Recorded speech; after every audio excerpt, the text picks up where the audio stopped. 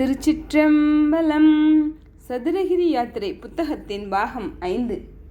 பக்தர்கள் வேண்டும் வரத்தை அருளி அருள்பாலிக்கும் சுந்தரலிங்கத்தின் திரு சன்னதி முன் திருவிழா காலத்தில் பல்வேறு ஊர்களில் இருந்து வரும் பக்தர்களால் பாடப்படும் பாடல்கள் மற்றும் சிவாய நம கோஷ முழக்கங்கள் சதுரகிரி மலைப்பகுதி முழுவதும் பரவி எதிரொலிக்கும். எங்கெங்கிருந்தோ இங்கு வந்து திரளும் பக்தர்கள் தங்களது பக்தி பெருக்கை இந்த மலைத்தலத்தில் பகிர்ந்து கொள்கிறார்கள். இந்த காட்சியை காண அவன் அருள் வேண்டும். சரி, இனி லிங்க திருமேனியான சுந்தரலிங்கம் சுவாமி எப்படி இங்கு வந்து குடிகொண்டார் என்ற கதையை பார்ப்போமா? சித்தர்களில் சிறப்பு பெற்றவரான அகத்தியரால் பிரதிஷ்டை செய்யப்பட்டது இந்த சுந்தரலிங்க திருமேனி. அகத்தியர் சதுரகிரியில் தங்கியிருந்த போது நித்தமும் அவர் வழிபடுவதற்காக இந்த லிங்கத்தை ஸ்தாபித்தார் என்கிறார்கள். சரி, புனிதமான இந்த சதுரகிரிக்கு முனிவர்களில் சிறந்தவரான அகத்தியர் வந்து சேர்ந்தது எப்படி? அதுவும் சுவாரஸ்யமான ஒரு கதைதான். கைலாய மலையில் இறைவனுக்கும் இறைவிக்கும் நடந்த விமர்சையான திருமணத்தை நாம் அறிவோம். நந்திதேவர், விநாயகர், முருகர், பிரம்மா, விஷ்ணு, 33 தேவர்கள் உட்பட எண்ணற்ற ரிஷிகளும் முனிவர்களும் இந்த திருமண காட்சியை காண்பது பெரும் பேறு என்ற ஆவலோடு கைலாய மலைக்கு வந்து குவிந்தனர்.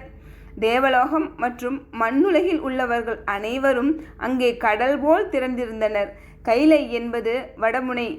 இப்படி பூமியின் ஒரு பகுதியில் மட்டும் கூட்டம் பெருத்தால் என்ன ஆவது? பாரம் தாங்காமல் வடதிசை தாழ்ந்தது, தென் திசை உயர்ந்தது.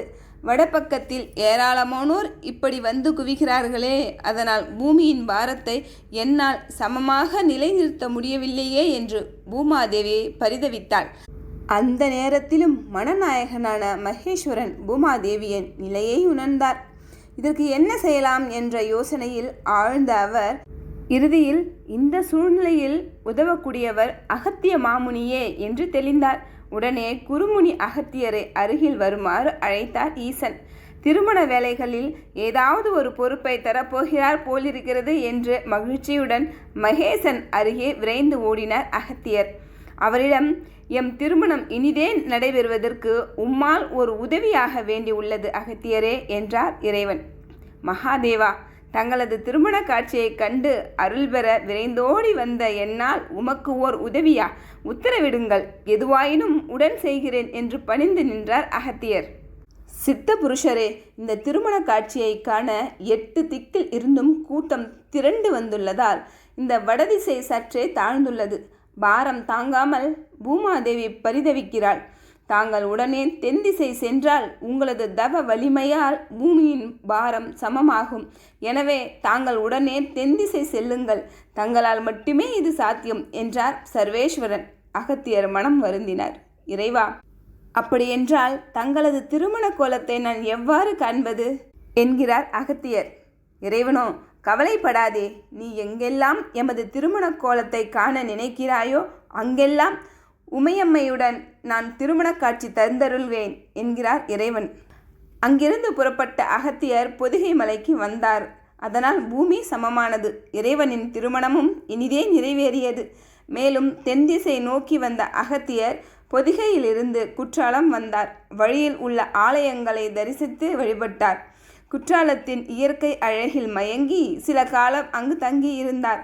குற்றாலத்தில் அகத்தியர் தங்கியிருந்த போதுதான் சதுரகிரியை பற்றிய பிரமிப்பூட்டும் தகவல்களை அவர் கேள்விப்பட்டார். மருத்துவ குணம் வாய்ந்த மூலிகைகள் நிறைந்த சதுரகிரியின் மகிமை மற்றும் அங்கு நிலவும் இறை சாந்தித்யம் ஆகியவை குறித்து குற்றாலத்தில் வசித்த முனிவர்கள் அகத்தியரிடம் விவரித்தனர். அத்துடன் சுந்தரானந்தர், கொங்கணர் போன்ற எண்ணற்ற சித்தர்கள் சதுரகிரியில் தங்கி காயகற்ப மூலிகைகள் தயாரித்து வருவதையும் அதே முனிவர்கள் மூலமே அறிந்தார் அகத்தியர். எனவே சதுரகிரி செல்லும் ஆவல் அவரிடம் அதிகரித்தது. இதையொட்டி திட்டமிட்ட ஒரு தினத்தில் தனது பயணத்தை தொடங்கிய அகத்தியர் காடு மலைகளை கடந்து சதுரகிரியை அடைந்தார். சித்தர்களின் தலைவர் போன்ற அகத்திய மாமுனிவர் சதுரகிரிக்கு வருவதை அறிந்து மகிழ்ந்தனர் அங்குள்ள ரிஷிகளும் முனிவர்களும். சுந்தரானந்தர், யூகி முனிவர், கொங்கணர் உட்பட முனிவர்கள் பலரும் உரிய மரியாதை செய்து அகத்தியரை வரவேற்றனர். இதனால் மகிழ்ந்த அகத்தியர் சதுரகிரியின் மகிமையை கேட்டு அவற்றை அனுபவித்து இன்புறவே தான் இங்கு வந்திருப்பதாக தெரிவித்தார். மேலும் கைலாயத்தில் இறைவனின் திருமணம் இனிதே நடைபெறுவதற்காக ஈசன் தன்னை தென் திசைக்கு அனுப்பி வைத்ததையும் சொன்னார். அகத்தியரை சந்தித்தது தங்கள் பெயராக அங்குள்ள முனிவர்கள் பெருமிதம் கொண்டனர். சதுரகிரியில் சுந்தரானந்தரின் ஆசிரமத்தில் தங்கினார் அகத்தியர். அவர் முறைப்படி பூஜை மற்றும் வழிபாடுகள் செய்வதற்காக ஏற்பாடுகளும் செய்தனர். அதன் பொருட்டு அங்கு தனது வழிபாட்டிற்காக சிவலிங்கம் ஒன்றை பிரதிஷ்டை செய்தார் அகத்தியர். ஆகம சாஸ்திரங்களின்படி அந்த சிவலிங்கத்தை வேலை தவறாமல் பூஜித்தார் அகத்தியர். அவர் ஸ்தாபித்த இந்த லிங்க திருமேனியை சதுரகிரியில் தவம் இருந்த ரிஷிகளும் மற்றவர்களும் வழிபட்டு போற்றி புகழ்ந்தனர். இந்த லிங்கமே பின்னாளில் சுந்தரலிங்கம் என்றும் சுந்தரமூர்த்தி என்றும் அழைக்கப்பட்டது. சதுரகிரியில் இன்றைக்கு சுந்தரமகாலிங்கம், சந்தனமகாலிங்கம் என இரு சன்னதிகள் இருந்தாலும் அவை எல்லாவற்றையும் விட முதலில் தோன்றியது சுந்தரலிங்கமே. அகத்தியர் ஸ்தாபித்த இந்த லிங்கத்தை ஆதி காலத்தில் சுந்தரலிங்கம் என்றும் சுந்தரமகாலிங்கத்தை மகாலிங்கம் என்றும் அழைத்து வந்தனர். சுந்தரலிங்கத்தின் அருகில் இருக்கும் சன்னதி என்பதால் சுந்தரமகாலிங்கம் என்று அழைக்கப்பட்டதாகவும் சொல்வார்கள் என்கிறார் சதுரகிரிக்கு அடிக்கடி வந்து செல்லும் பக்தர் ஒருவர். அகத்தியர் பிரதிஷ்டை செய்த லிங்கத்திற்கு சுந்தரலிங்கம் என்ற பெயர் எப்படி வந்தது? அந்த லிங்கம் அகத்தியர் பெயரால் அழைக்கப்படாதது ஏன்?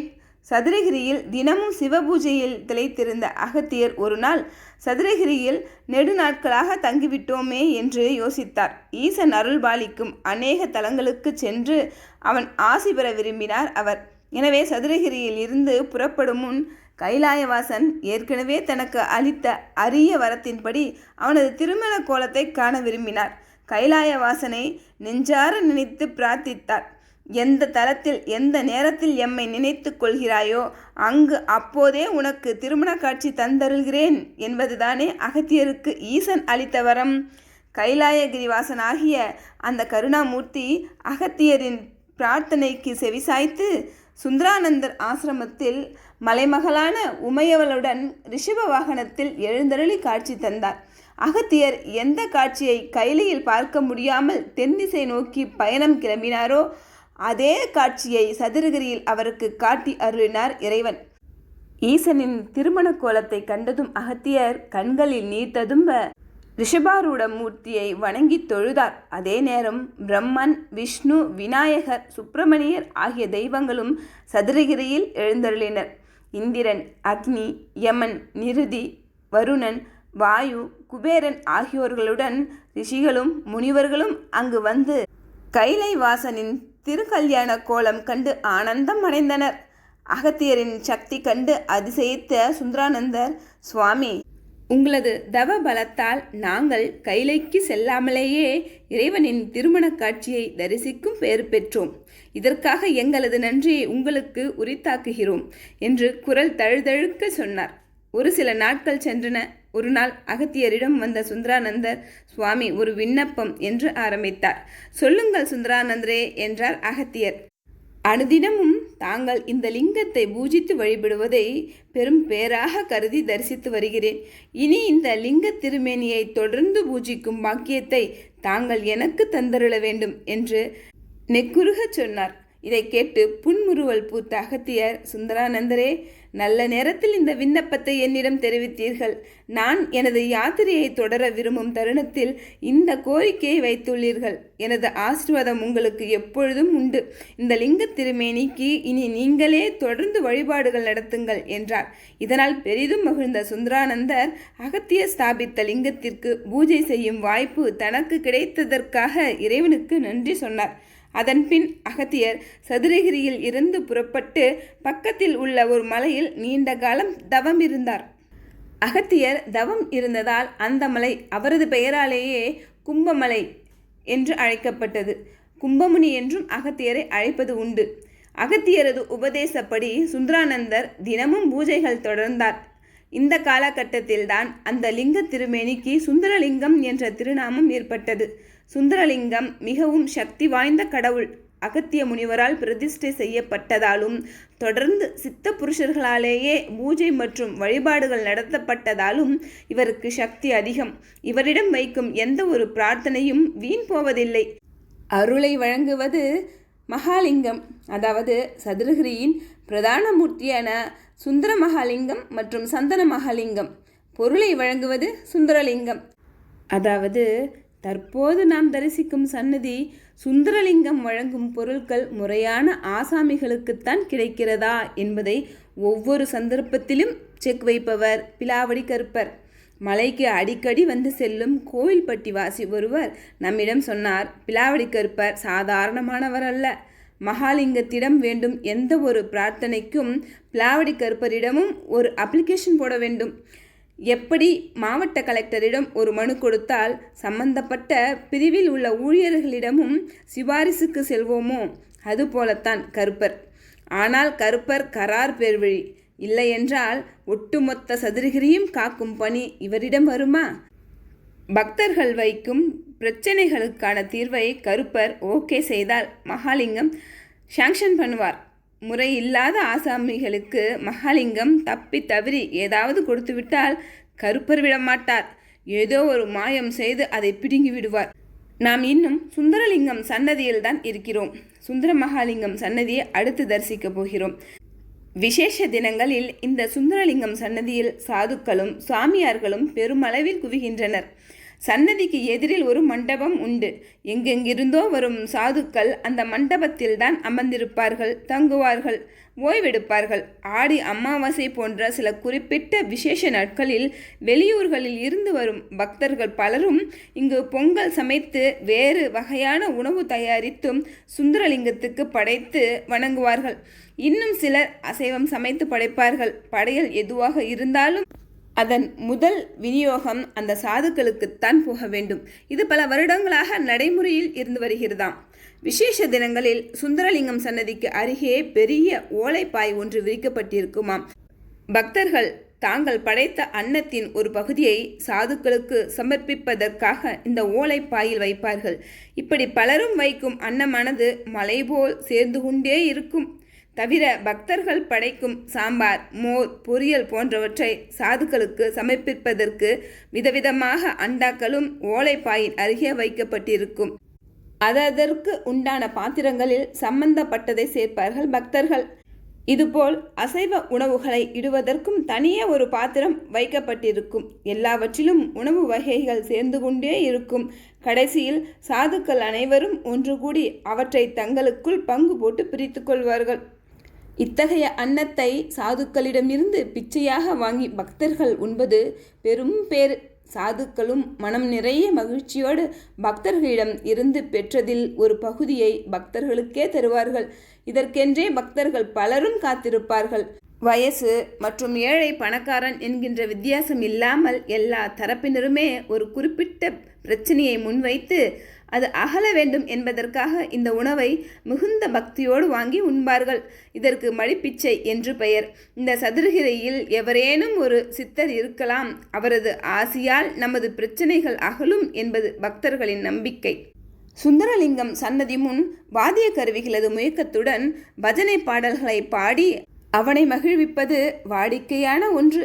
வெளியூர்களில் உள்ள பஜனை கோஷ்டியினர் விசேஷ காலத்தில் இந்த சன்னதி முன் வாத்திய கருவிகளுடன் கூடி பகல் நேரத்தில் பாடல்கள் பாடி மகிழ்வார்கள். அப்பொழுது பெரும் திரளான கூட்டம் அருகில் அமர்ந்து இந்த இன்பத்தில் லயிக்கும். இந்த பாடல்களின் கம்பீரமான முழக்கம் சதுரகிரி முழுவதும் எதிரொலிக்கும். நள்ளிரவு 12 மணி வாக்கில் சுந்தரலிங்கம் சன்னதிக்கு அருகே செல்லக்கூடாது என்பார். காரணம், அந்த நேரத்தில் பஜனை பாடல்களின் முழக்கங்கள் வெகு சன்னமாக கேட்குமாம். இந்த பஜனையை நிகழ்த்துபவர்கள் பக்தர்கள் அல்ல, சித்தர்கள். இந்த வேளையில் பூசாரிகள் உட்பட எவருமே சுந்தரலிங்கம் சன்னதியின் அருகே செல்ல மாட்டார்கள். இந்த பாடல்களின் முழக்கத்தை கேட்கும் அதிர்ஷ்டம் ஒரு சில பக்தர்களுக்கு மட்டும்தான் வாய்க்குமாம். அதில் ஒரு அபூர்வ பக்தர் சுந்தரர் என்பவர் சாப்டூரை சேர்ந்தவர். இவர் ஒரு நாவிதர். அமாவாசை மற்றும் விசேஷ தினங்களில் சதுரகிரிக்கு வந்து நேர்ந்து கொண்ட பக்தர்களுக்கு மொட்டையடித்து விடுவார். ஊரில் இருந்து வரும்போது அவ்வப்போது தேங்காய்களையும் கொண்டு வந்து விற்பனை செய்கிறார். அது நவராத்திரி கொண்டாட்டங்கள் முடிகின்ற நேரம். சதுரகிரியே களை கட்டி ஓய்ந்திருந்தது. சுந்தரத்துக்கும் ஓரளவு வருமானம் சேர்ந்தது. மலை மேல் இருந்தவர்கள் எல்லாம் தங்கள் ஜாகையை காலி செய்து புறப்பட்டு விட்டனர். சுந்தரத்துக்கு கொஞ்சம் அசதியாக இருக்கவே சற்று ஓய்வெடுத்து கொண்டு பிறகு செல்லலாம் என்று தீர்மானித்து சுந்தரலிங்கம் சன்னதியின் அருகே அமர்ந்தார். அப்போது ஆலய அதிகாரி ஒருவர், என்னப்பா சுந்தரம், பசியோடு இருக்க போல இருக்கே, இந்தாப்பா சுந்தரலிங்கம் பிரசாதம் சாப்பிடு என்று ஒரு சில தேங்காய் மூடியையும் வெள்ளக்கட்டியையும் கொடுத்தார். தேங்காய் மூடிகளை துருவலாக துருவிக்கொண்டு அதில் வெள்ளத்தை கலந்த சுந்தரம் ஒரு பிடி எடுத்து சாப்பிடலாம் என்று வாயருகே கொண்டு போனார். அப்போது சற்று தொலைவில் சுந்தரலிங்கம் சன்னதிக்கு எதிரே ஒரு துறவி அமர்ந்திருப்பதை பார்த்தார். அதிசயித்தார். ஏனெனில் அங்கு இவரை தவிர வேறு எவருமே இல்லை. இவருக்கு பிரசாதம் தந்த அந்த ஆலய அதிகாரியும் புறப்பட்டு சென்று விட்டார். வியப்படைந்த சுந்தரம் யார் இவர் என எண்ணியபடியே அவரின் அருகே சென்றார். காவி நிற உடை, நெற்றி, மார்பு மற்றும் கைகளில் பளீரென்ற திருநீறு, கழுத்தில் ருத்ராட்சம், நீளமாக தொங்கும் தாடி, கண்களில் ஓர் அதீத ஒளி, கண்டவர் எவரும் விழுந்து வணங்கும் தெய்வீக தோற்றம். சுந்தரமும் அதையே செய்தார். பிறகு, சாமி பிரசாதம் எடுத்துக்குங்க, சுந்தரலிங்கத்துக்கு காணிக்கையா வந்த தேங்காய் வெல்லம் கலந்தது, டேஸ்டா இருக்கும் என்று வெல்லம் கலந்த தேங்காய் துருவலை அவரிடம் பவ்யமாக நீட்டினார். ஒரு பிடி எடுத்து சாப்பிட்டு விட்டு சுந்தரத்தை பார்த்து புன்னகைத்தார் அந்த துறவி. இதற்கு மேல் அவர் அருகில் நிற்க முடியவில்லை சுந்தரத்தால். கால் பின்னுக்கு இழுக்க அவர் கண்களை தூக்கம் தழுவியது. தடுமாறி மெல்ல நடந்து வந்து சுந்தரலிங்கம் சந்நிதியை விட்டு சற்று தள்ளி இருக்கும் பலகை ஒன்றில் சாய்ந்து படுத்தார். எவ்வளவு நேரம் தூங்கினோம் என்பது சுந்தரத்துக்கு தெரியாது. எங்கோ பஜனை பாடல்கள் பாடும் சத்தம் கேட்டு திடுக்கிட்டு கண் விழித்தார். எங்கும் கும் இருட்டு. எல்லோரும் போய்விட்ட பிறகு யார் புதிதாக வந்து பஜனை செய்கிறார்கள் என்று எழுந்து உட்கார்ந்தவர் கண்களை கசக்கி கொண்டு பார்த்தார். அப்போ அங்க என்ன நடந்ததுன்னு அடுத்த பகுதியில் பார்க்கலாமா?